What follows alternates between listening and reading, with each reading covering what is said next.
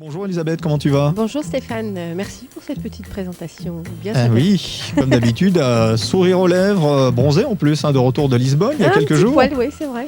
Oui, en plus tu avais fait carrément le forcing puisque pour être des nôtres, mardi, tu avais mis le turbo pour retrouver l'ami Guillaume et tous les auditeurs de Galaxy. La femme pressée, tu sais. Alors, dans ton actu, ça s'est bien passé là-bas, j'imagine? Oui, très très bien. D'ailleurs, on en a longuement parlé lors de l'émission de mardi soir avec Guillaume. Ça s'est très très bien passé. Derrière ça, il y a eu des petites graines qui ont été semées là-bas. Voilà, on n'a plus qu'à récolter maintenant. Au printemps. Alors, le bien-être du jeudi matin avec le thème d'aujourd'hui, c'est l'aura, mais pas que. L'aura, mais pas que, non, en effet. Alors, l'émission d'aujourd'hui, c'est effectivement sur ces énergies subtiles et non visibles que nous émanons, qui s'appellent l'aura. Alors, c'est quoi cette affaire? Alors, avant de vous donner quelques tuyaux, justement, sur cette aura et sur sa fonction de protection, je vais vous raconter une petite anecdote assez révélatrice sur comment la pollution psychique finit par se matérialiser dans la vie. Alors c'est tout bête. En prenant l'avion pour Lisbonne, donc vendredi dernier, j'ai été frappée par une petite scène assez amusante et assez révélatrice. Donc je m'installe, je rentre dans l'avion, je mets ma valise dans les bacs prévus à cet effet. Tout à fait. Et une personne d'une trentaine d'années, un monsieur, arrive assez énervé parce qu'il n'arrivait pas à ranger sa valise, il n'y avait plus de place visiblement. Donc il était vraiment en train de s'énerver, en train d'énerver les gens qui avaient autour de lui, en train de gronder les stewards, etc. Des ondes négatives. Ah oui, là ça mettait une sacrée d'entrée. dose ça mettait vraiment en inconfort. Il y avait vraiment un stress que dégageait cette personne. Visiblement peut-être l'avion déjà le stressait à l'origine. Donc il était donc embêté avec sa valise. Au final, il la met devant ses jambes sur son siège. Donc forcément, ça générait aussi un inconfort. Il s'énervait encore plus. À ce moment-là, donc, un steward arrive pour lui demander ce qui se passe, etc. et peut-être trouver une solution à son problème. Il s'énervait toujours davantage. Le steward prend sa valise et trouve finalement une place pour lui mettre à l'autre bout de l'avion. Donc ça a aussi généré du stress. En fait, c'était vraiment... j'observais cette scène et j'en suis venue à cette conclusion que les gens ne se rendent pas compte à quel point ils envoient des énergies psychiques négatives. C'est vraiment de la pollution. On a cette sensation d'inconfort, de stress qui nous est envoyée par la personne. À quel point leur mal-être se redirige sur les autres. Exactement. C'est vraiment comme des détritus. On ne les voit pas, ils sont invisibles, mais ils sont bien réels. Alors, la petite scène n'est pas finie parce qu'elle est assez amusante. C'est vraiment pour expliquer à quel point on finit par matérialiser son état d'être. Donc, il s'assoit, sa valise donc rangée à l'autre bout de l'avion. Et tout d'un coup, il s'énerve pour autre chose, parce que visiblement, les passagers précédents avaient dû laisser des détritus, mais réels. Il y avait des mouchoirs. Dans la pochette devant ou des choses comme ça. Et il commence à s'indigner, oh là là, à se dire, les gens sont vraiment mal élevés, ils laissent leurs déchets. Et je me disais, à aucun moment donné, il va se rendre compte qu'il a fait la même chose, en fait, d'une manière subtile, mais il a préféré s'attarder sur la personne qui avait laissé les détritus et juger cette personne, sans jamais se remettre c'est le report de mal-être vers X ou Y. Exactement, c'est vraiment... Et toi, tu étais juste à côté ou J'étais juste devant. Juste devant, d'accord. En fait. Sympa, en plus, il a certainement dû donner des petits coups. Oui, il tapait du pied. Mais ça me faisait rire, en fait, parce que j'observais la scène et c'était assez amusant. Même la personne à côté de moi, on se regardait. On était hallucinés de voir à quel point... voilà. Et donc, cette énergie psychique négative, elle est aussi palpable que les détritus qui étaient posés devant lui. Et comme par hasard, la seule place où il y avait des déchets, c'était la sienne. Eh oui, donc, évidemment. C'était vraiment en résonance pour lui montrer à quel point il déversait du polluant. Hop, il s'est matérialisé à sa place où il y avait effectivement des détritus. Voilà. Mais si on n'a pas cette prise de conscience, si on n'a pas ce recul, si on ne se regarde pas agir un petit peu de temps en temps, si on ne se regarde pas se comporter, on ne peut pas comprendre ça. On va passer sa vie à effectivement pointer du doigt les gens qui vont laisser traîner un papier par terre ou les gens en colère et sans voir notre propre colère. Et tout se passe comme ça. Donc c'est vraiment... Donc on peut avoir un aura positif ou négatif alors ? Ah bah complètement. Parce que généralement, quand on parle d'aura, on dit ça par exemple, je sais pas, d'une femme enceinte. Ah, quelle aura tu as depuis que tu es enceinte. C'est plutôt positif, mais tu nous apprends une chose importante, c'est que ça peut être négatif aussi. Ah ben complètement. L'aura, c'est une énergie subtile qui se travaille, qui n'est pas de la même qualité pour telle et telle personne. Il y a des auras très pures, il y a des auras chargées.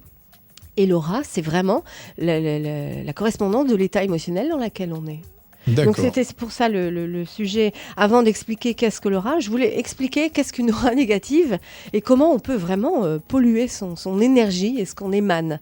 Et que pour les personnes qui sont réellement, c'est palpable. Ouais, et puis c'est du concret surtout. Hein. Oui, ça image bien la chose. C'est du concret, c'est du vécu. Ouais. Donc, comme je disais, l'état intérieur finit par apparaître dans son décor extérieur. Donc là, ça a pris forme de détritus, mais c'était un petit clin d'œil de l'univers pour lui montrer à quel point il polluait son atmosphère. Alors, allons-y. Alors, j'ai aussi un autre exemple. J'ai une connaissance qui a une problématique de colère intérieure, qui a vraiment beaucoup de rage contenue. Cette personne en avait ras-le-bol du système, elle est partie vivre en Afrique. Voilà, en se disant, je largue tout. Se mettre au vert. Se mettre au vert. Mais seulement, il a choisi un pays qui s'appelle la Casamance et qui est quand même un milieu assez hostile parce qu'il y a des guerres civiles et que c'est toujours en conflit, etc. Donc, il s'est retrouvé au cœur d'une ambiance extrêmement violente, donc avec une agressivité ambiante, etc. Et en fait, c'est pour expliquer que quand on a un état intérieur chargé, il ne faut pas croire qu'en passant une frontière, on va s'en débarrasser. On l'emmène avec soi et on continue de le mettre dans le décor qui nous entoure. Donc d'ailleurs, déjà travailler sur soi alors. Toujours, c'est toujours le même principe, tu vois. C'est vraiment travailler ces énergies de l'intérieur. Donc, idem, évidemment, vous l'aurez compris, pour toutes les personnes qui s'indignent des situations qui les choquent, qui les interpellent, se rendre compte que c'est à l'intérieur que ça se passe. Alors, les gens qui sont jaloux, les gens qui mentent vont pointer du doigt les menteurs, ou les gens jaloux vont reprocher peut-être au conjoint d'être dans une énergie de jalousie avec eux-mêmes, etc. Donc voilà comment, à grande échelle et d'une façon collective, on participe et on contribue à l'incarnation des choses que l'on refoule. Alors, là, c'est individuel. Je parle du décor négatif qu'on construit autour de soi parce qu'on est dans une énergie négative, mais multiplier ça à l'infini, c'est-à-dire d'une manière collective. Si 15 personnes sont dans cet état de négativité, 20, 30, 100, ça devient 1000, 100 000, hein, ça devient irrespirable, exactement. Voilà comment s'incarne la misère dans le monde, voilà comment s'incarnent les guerres, voilà comment s'incarne la violence, et j'en passe. Ah ouais, c'est vrai que le climat environnement devient complètement... prend forme à l'extérieur. Crade et ça crée des conflits. Exactement. Alors là, je vais prendre un sujet d'actualité qui est le cas des Roms. Sujet dont on parle beaucoup, qui crée pas mal de controverses. On en parle beaucoup actuellement. Alors, ces personnes incarnent les peurs de la pauvreté. Comme on est en période de crise, il y a des énergies de peur qui sont entre guillemets justifiées. Hein. On est dans ces peurs, de cette angoisse de l'avenir, etc. Eh bien, ça finit par s'incarner par le problème des Roms. Alors, les solutions, évidemment, ne se trouvent pas en les jugeant ni en les chassant. Ça, c'est une solution extérieure. C'est un effet placebo. Mais on comprend quand on comprendra qu'elle nous renvoie nos peurs, la racine de tout problème extérieur prend toujours sa source à l'intérieur. Donc, c'est ça l'idée, c'est d'avoir une prise de conscience collective que tout ce qui nous entoure dehors est en résonance avec soi. Alors, individuellement, les problèmes de toute façon de l'humanité, la guérison de l'humanité, passent par des prises de conscience individuelles. Ce n'est pas des solutions collectives. C'est vraiment individuellement, si chacun fait son petit travail de ménage intérieur, c'est comme ça que petit à petit, à l'échelle des années, alors évidemment ça va prendre du temps. Ça va mieux, ça évolue, ça s'améliore. Le monde extérieur va prendre forme de l'état intérieur. Donc forcément, on va émaner d'autres énergies et c'est comme ça que l'humanité va s'adoucir et devenir plus respirable. Ok, donc chacun d'entre nous peut individuellement quand même intervenir pour que collectivement tout aille mieux. Tout à fait. Alors, et voilà, on arrive dans l'entretien de la qualité de son aura. Alors, parce que tout passe par là.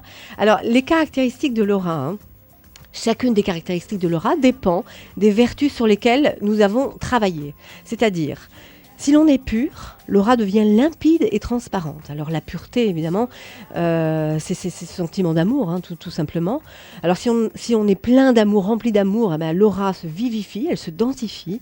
Si on est intelligent, l'aura devient plus lumineuse. Si l'on vit une vie intense, par exemple, l'aura va vivre intensément, elle va... Alors, c'est les 7 couleurs de l'aura, ça passe du rouge au violet, sans rentrer dans le détail. Alors, si on a une grande volonté, vous savez, les gens très entreprenants, l'aura a une couleur également particulière. Chaque couleur de l'aura correspond à un état émotionnel. Alors, si l'on se concentre sur des questions spirituelles, si on est très amené à s'élever, à être dans ces considérations, l'aura s'élargit, elle s'amplifie, elle devient immense. Donc, comprendre, donc ceux qui ont toujours de bonnes pensées, qui ont la foi dans les lois universelles, qui sont dans l'espérance, dans la bonté, dans la pureté, reçoivent toutes les richesses de la nature et de ce qui est mauvais, tout ce qui est mauvais ne pénètre pas en eux. Voilà. L'aura, c'est une espèce de cocon protecteur. D'accord, c'est comme une protection, donc on va dire presque un écran, quelque chose qui empêche justement d'être atteint. Exactement, parce qu'on fait des trous énormes dans son aura quand on est dans des énergies négatives. Donc comme il y a des trous dans cette aura, qu'est-ce qui s'infiltre dans les trous ? La négativité, le stress, les situations conflictuelles, etc. D'accord, donc il faut avoir un aura bien blindé quand même. Déjà, il faut avoir conscience de cette aura et tout simplement, de toute façon c'est toujours le même fil conducteur, plus on entretient cet amour que l'on envoie, plus on est protégé. C'est pour ça qu'on parle de rayonnement, si tu me permets. Hein. Oui. L'aura rayonne généralement. Oui. Hein. De toute façon, il ne faut pas se leurrer. Les gens qui ont une aura abîmée, on le ressent. Alors, ce n'est pas conscient. On n'est pas forcément au courant de la vie de la personne. Mais les gens qui ont des vices, qui ont des idées tordues ou des choses un peu compliquées, un monde intérieur. Ça ne se voit pas, mais on n'a pas envie peut-être de les côtoyer. On ressent une gêne, on a l'impression. Voilà. Donc, c'est ça l'aura. L'aura, ce n'est pas visible. Encore qu'il y a certaines personnes qui ont ce don de voir les auras. Donc ils perçoivent la chape énergétique autour de chaque individu. Ça arrive, on voit les couleurs clairement de l'aura. J'ai un ami, c'est Thomas, qui perçoit les auras des personnes. Et il y a des machines d'ailleurs, je crois, où on peut faire la photographie de son aura. Hein. Donc on commence maintenant à être outillé scientifiquement pour mesurer cette couche énergétique dont je parle.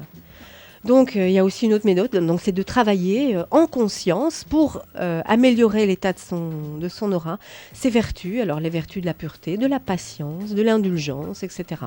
Améliorer son aura par la limpidité de ses pensées. Ne pas se laisser aller aussi à la paresse intérieure, de se laisser aller tout bêtement, au désordre, au vice. Son aura devient semblable à un marécage de toute façon. Quand on est happé, l'aura se souille, et donc c'est ce que j'expliquais tout à l'heure. Hein. Les émanations malsaines des personnes qui sont encombrées par de mauvaises pensées ou d'énergie négative, on le ressent énergétiquement.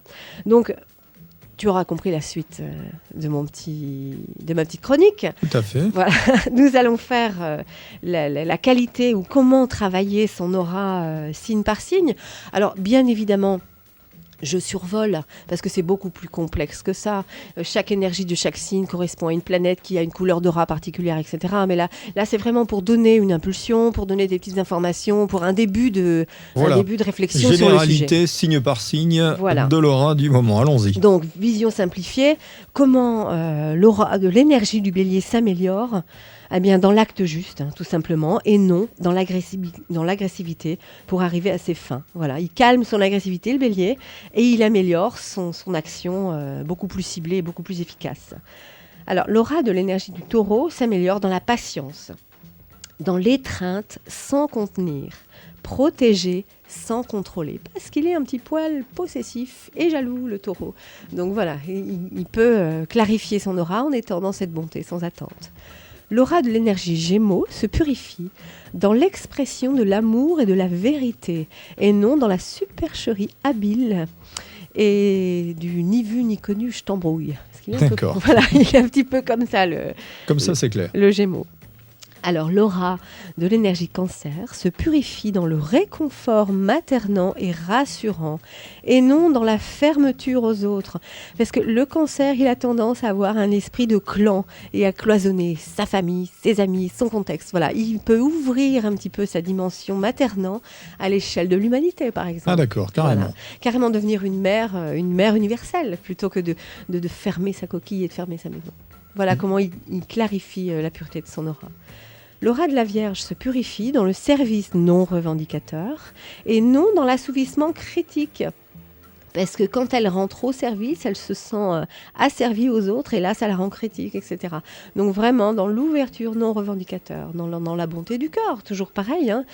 Donc l'aura de la Balance se purifie dans ses émanations de beauté et non dans la trahison de son âme pour davantage de séduction et de plaisir. Voilà, aimer toujours sans attente. C'est toujours le même principe avec des énergies différentes. L'aura du Scorpion, son aura se renforce dans ses dons de guérison, et Dieu sait s'il est doué pour guérir les autres.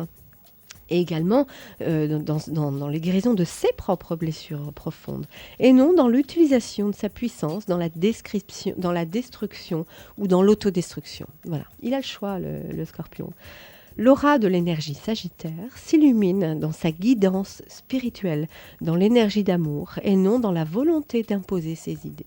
Voilà, parce que il y a toujours deux versants. Eh oui, forcément. Ben oui, donc on a le choix dans la vie. On a le choix yin d'être. et le yang, le noir, le blanc, le positif, le négatif, etc., etc. Alors l'idée, c'est pas non plus d'être toujours prôner le positif. On a tous une forme de négativité en nous, mais c'est aussi la regarder en face, la travailler et la positiver. Et combattre la négativité le plus possible. Alors même pas la combattre, c'est l'accepter. C'est comprendre qu'on a en nous cette énergie et on a tout à fait la capacité de la maîtriser. D'accord, s'en servir ou l'apprivoiser en tout cas. Exactement, l'apprivoiser, oui. Alors, l'aura du Capricorne s'éclaircit quand il s'engage au nom des décisions et des responsabilités, guidé par son âme et non sous prétexte qu'elles ont été prises.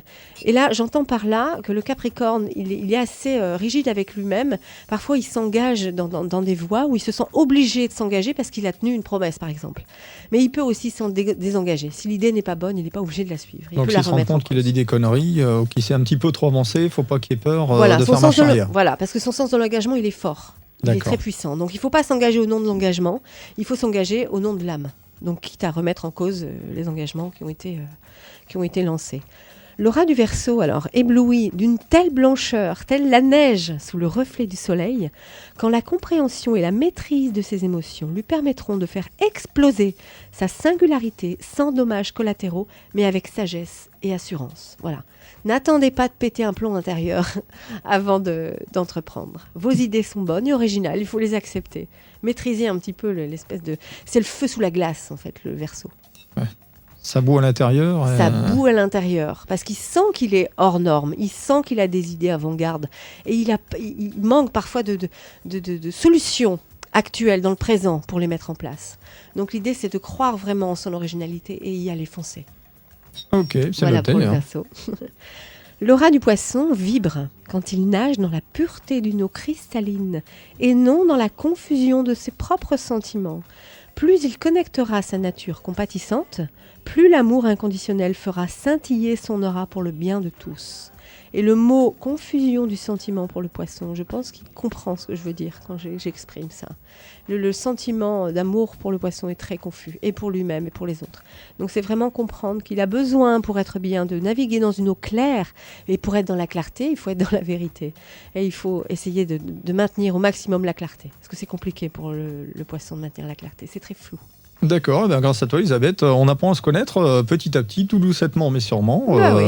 En plus, tu trouves des thèmes récurrents très régulièrement. C'est pas évident du tout. Oh, j'en ai à l'appel si tu savais.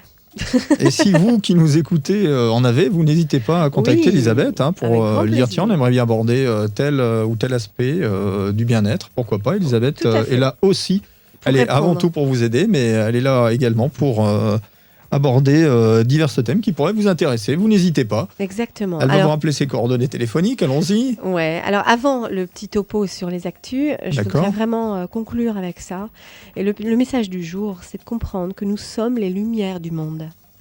Le système, s'il ne vous plaît pas, il ne tient qu'à nous individuellement de le changer.